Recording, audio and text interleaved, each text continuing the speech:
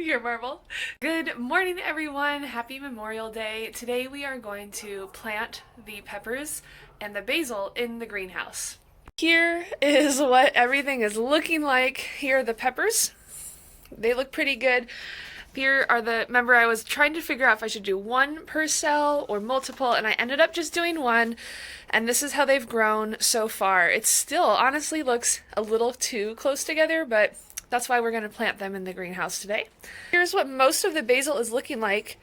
It's looking like it's ready to go to seed, and it actually already is. What I've been doing is pinching off the tops to oh yeah, and this one you can see, to try to encourage them to not go to seed. And I guess that's worked, but again, this is a whole experiment. I'm just going to plant them and see how it goes, and we'll learn together.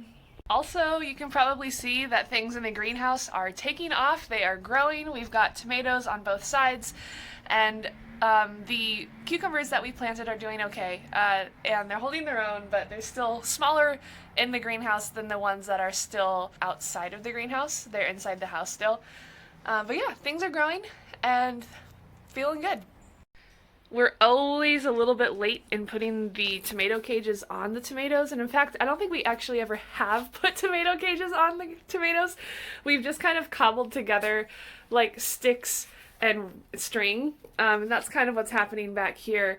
But a lot of the time, these indeterminate tomatoes, meaning they grow forever, there's not a determinate stopping spot, they'll go all the way up here, and then we usually lay poles across here so that they can hang on to.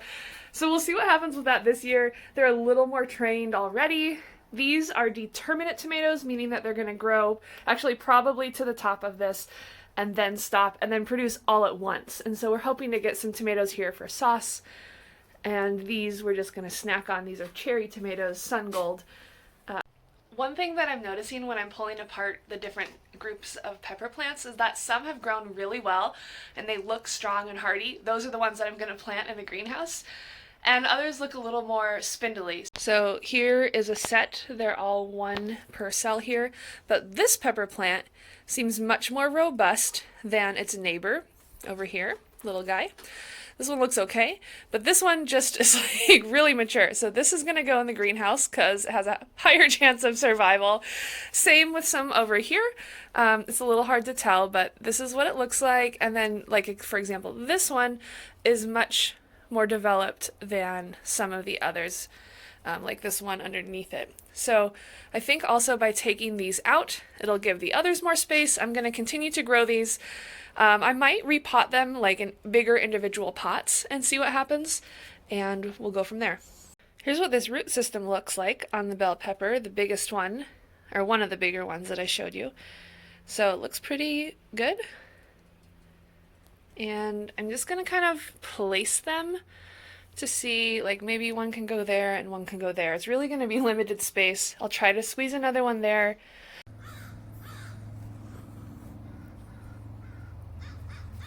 I am just having so much fun today. So I planted a bunch of peppers, I planted a bunch of basil, and it's been kind of like a fun challenge to see how many plants I can fit in here. And I've been stopping and Googling how far apart to plant basil, how to grow bell peppers. All things considered, we're in a pretty good spot. Basil, I think the recommendation was 10 to 12 inches apart. Peppers were more 18 to 24, so I definitely pushed that a little bit, but I tried to give them their space, and now the greenhouse is even more full of plants. I also caged these back two tomatoes. They're determinate tomatoes, so they won't go crazy, but I just figured it would give everything else that I planted underneath them a little bit more space and sun to grow. So yeah, fingers crossed. I figured I would do a greenhouse walkthrough just to kind of remind myself where everything is and to show you kind of the status of where we are. Okay, so when you walk in, we've got basil, pickling cucumbers, pepper, basil, determinate tomato, basil.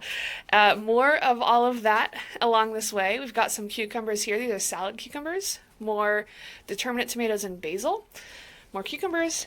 Here are the majority of the pepper plants. We've got 1, 2, 3, 4, 5, 6 there. 2 basil plants interspersed. basil, basil, basil. And then we have, if I stand back, you can see we've got pepper, basil, pepper, basil, pepper, basil, pepper. So that's across the front here. And then I tried to just squeeze in, there's a pepper back there, and then most of this is basil. Okay, so there, that's what that's looking like. And over here, we've got some cucumbers, basil. I moved the aloe to the back because it really doesn't like the sun in the greenhouse. Lots of tomatoes. These are just 2 tomato plants, but you can see they're already growing really well. And these are more cucumbers here. These are the leftover peppers. Actually, this is just tray 1 of the leftover peppers. The other tray's inside. This is tray 2 of the leftover basil. But exciting news is that I was able to empty 2 of these. So I guess that means we have at least 12 basil plants in the greenhouse. So when I was looking up how to do basil, how to grow it, I was correct in pinching off the top flowers here. So I'm going to go through and do that for all of them. And also what I learned was that once one of the basil plants has 6 to 8 leaves, you're supposed to pinch off the top again. So it encourages more leaves to grow. And you can see that happening down here already, these tiny little shoots coming out of the side. And a lot of like more mature basil plants have that kind of full look instead of the stringy look. So that's what we're shooting for. And I'm going to go through and just continue to, at the very least, pinch off some of the top flowering bits.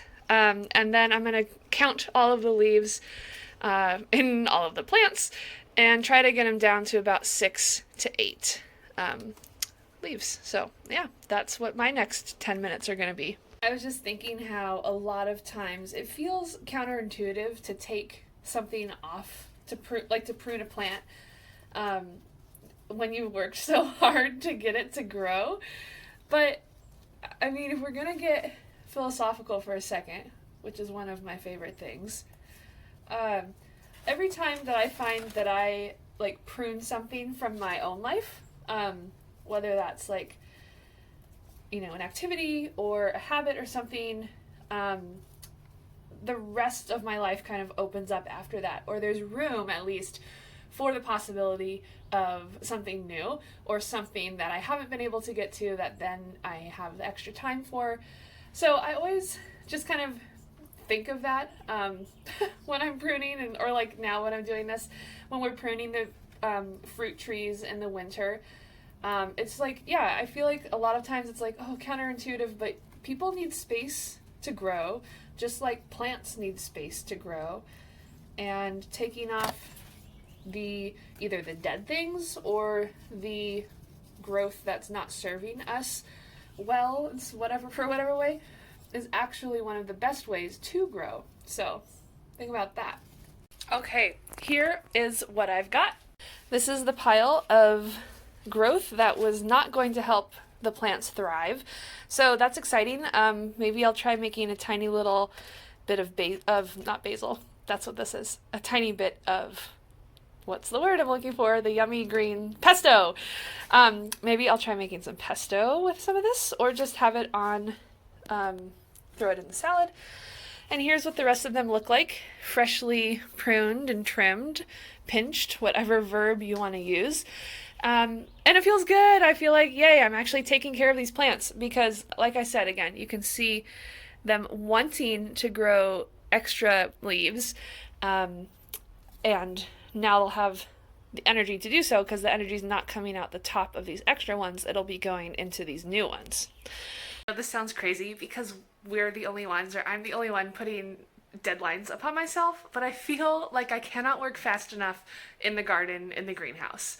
To the extent where I just came in, dropped off the little basil leaf clippings that I pruned and pinched off, and put them in a bowl of water with ice cubes because I can't feel I've got other stuff to do right now, and I don't want them to wilt. So I think that this is the plan. Also, I have these old peas that I don't know why I have these actually. Why did I pick these? But everybody's just cooling down in this water bath. Hopefully it'll be fine for the next couple of hours. Or, I mean, like, I'm sure it would be fine otherwise, but I just want to take care of the things that I grow. And I don't want them to be all wilty, because I've definitely picked things before and they've wilted like in the afternoon that I've picked them, and then they're not like that good to eat, and then I don't want to, and then it's a whole thing because I've grown them and they've wilted, and then I feel bad, but then so that's why I have leaves floating in ice water. If I had actually used the leaves that night or that next day, I think things would have been fine, but I let them sit for too long and it was so gross. The smell was just so rank. I had to throw them out and I gagged and it was really sad. Anyway, I'm planting some more basil outside in an old pot that flowers didn't grow in. Okay, wow, it has been a big day. I'm signing off for now. I've got all the experiments behind me that didn't make it anywhere else, like the greenhouse or otherwise today. And you'll see, I just potted some cucumbers in their own pots, which probably aren't big enough, but it's what we have, so we're gonna make it work. And yeah, we did a lot of work today, so thanks for following along, and I'll see you next time. Bye!